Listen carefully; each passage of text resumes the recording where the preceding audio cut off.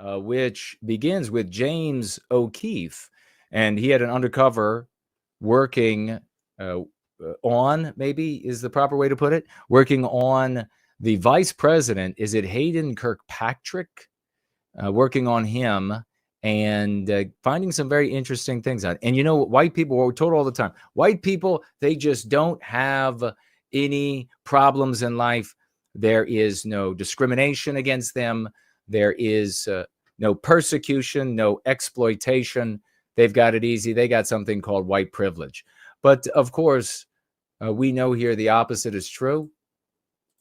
In fact, we are the ones who are discriminated against. But there was one thing that Hayden said that really caught my attention. We're not going to be listening to this audio for the purpose of time, but we are going to just take a quick look at this. Here he is right here. There will never be houses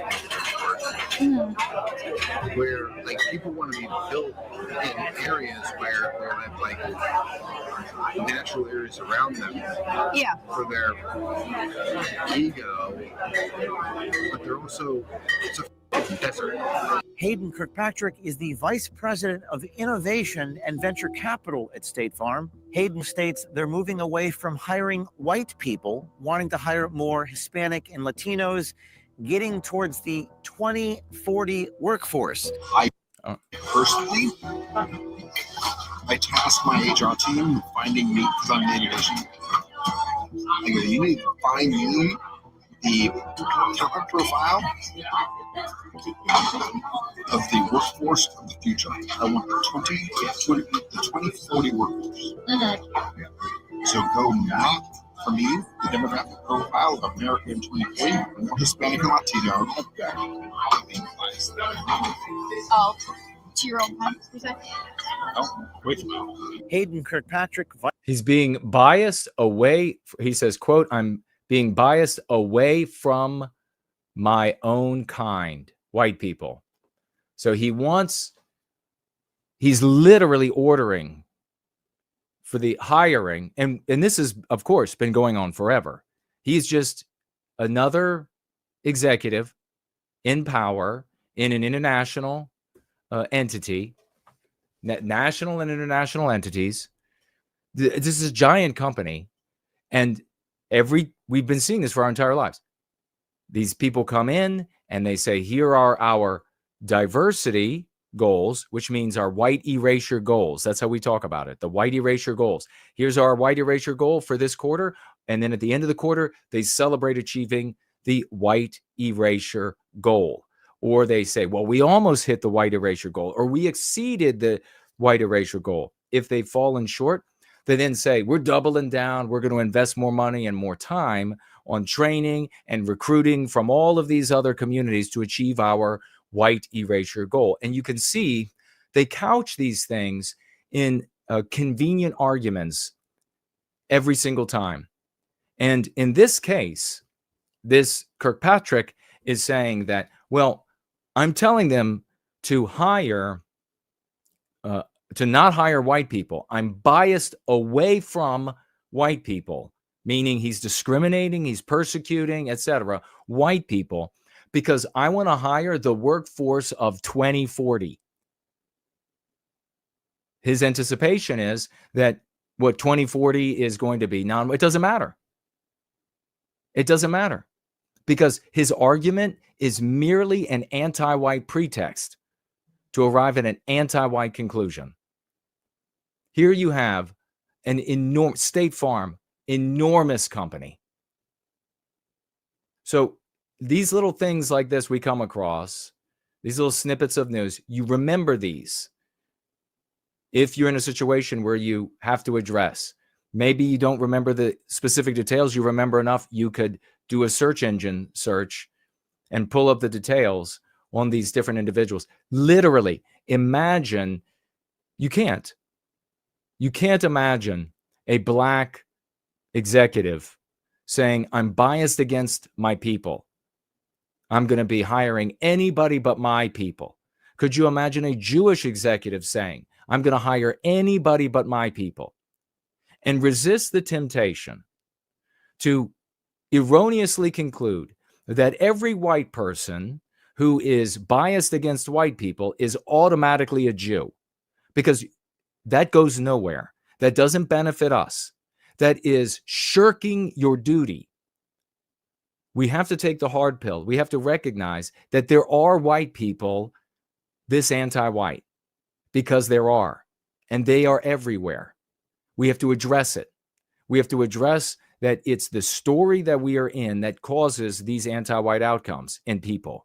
And therefore, the people they oversee, the companies they lead, and therefore we have to address the kernel, which is the moral tapestry. Resist the urge to do these anti-Jew spurgs out there and just conclude either he's a Jew, and I mean, I've seen it 1,000 times, or Jews behind him are the ones that really, it's always, and where does that take you? How does that help us? It does nothing. It doesn't help us. It doesn't help you. And if you tell too many people that, you'll suffer Ye's law, just like Kanye West. This is decay in the West. It is disease. Anti-whiteism is disease in the West. We have the remedy of white positivity. I am being biased away from my own kind.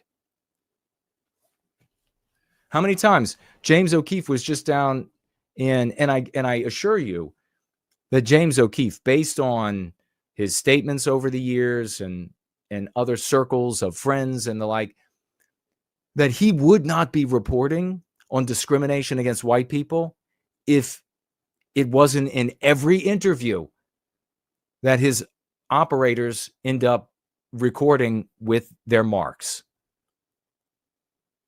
He's not going out looking for discrimination against white people. He's just having people sit down with folks like the CEO, probably the vice president here of State Farm, probably to get dirt on State Farm pulling the insurance from people in flood zones and in fire zones and all of this sort of stuff. And in the middle of that conversation, the guy's just like, oh yeah, not hiring white people.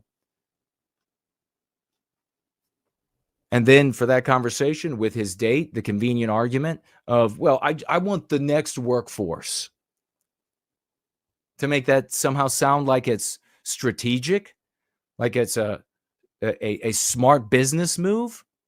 It's not being biased away from his own kind, is not somehow being anti-white or dirty or anything like, no, it's just he's making a smart business move.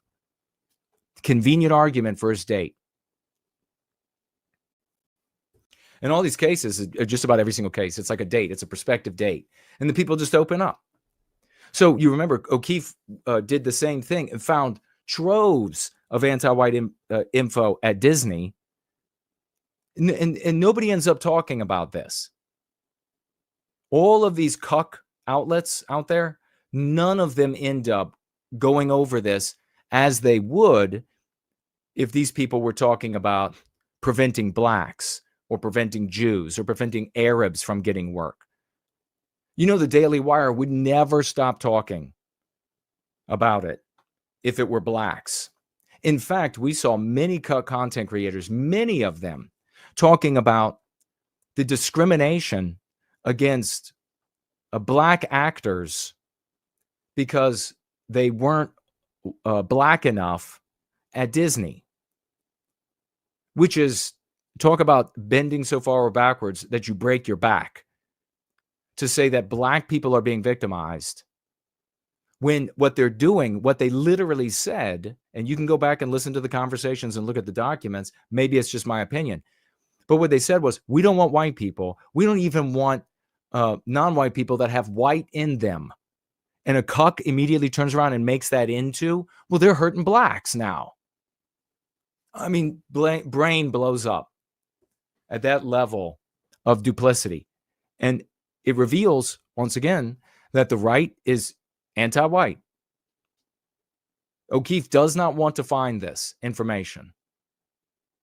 And yet all of these business owners, they keep talking about it. You remember IBM? Same thing. You remember Harley Davidson? Same thing. I mean, it's just the list is endless. It's endless. And what are they doing now?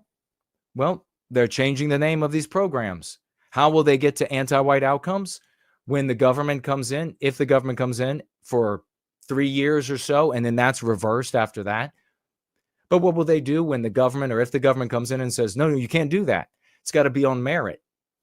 They'll say, okay, we'll do it on merit. And then they will give points to things that are not normally considered in a merit environment. Why are white people this gullible, and why is it so easy for cucks to mislead?